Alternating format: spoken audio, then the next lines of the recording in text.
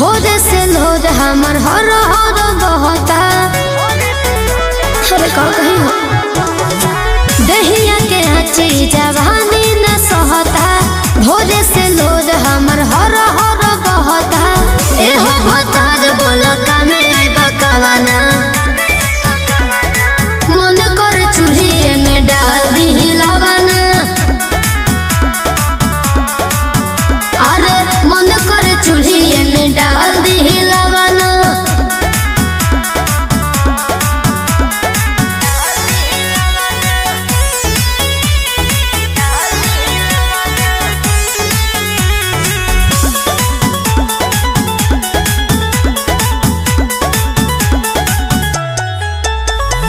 दर्द बढ़ेला तोरे जइसन मरद से। करिले रोज शिकायत ननद से।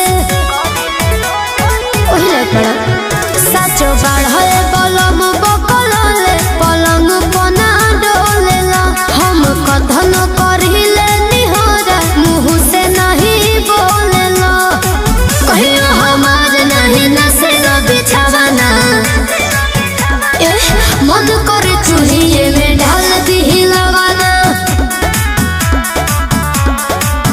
हाँ मन करे चूल्हे में डाल दी लवाना।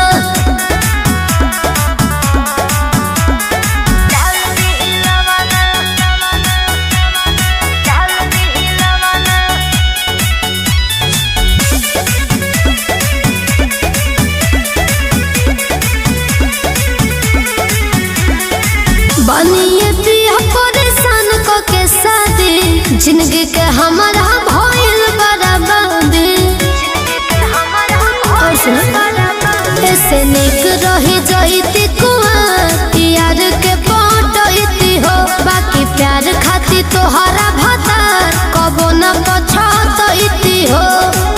आजुले गोदी में न दी होला खेलवाना। मन करे चूल्हे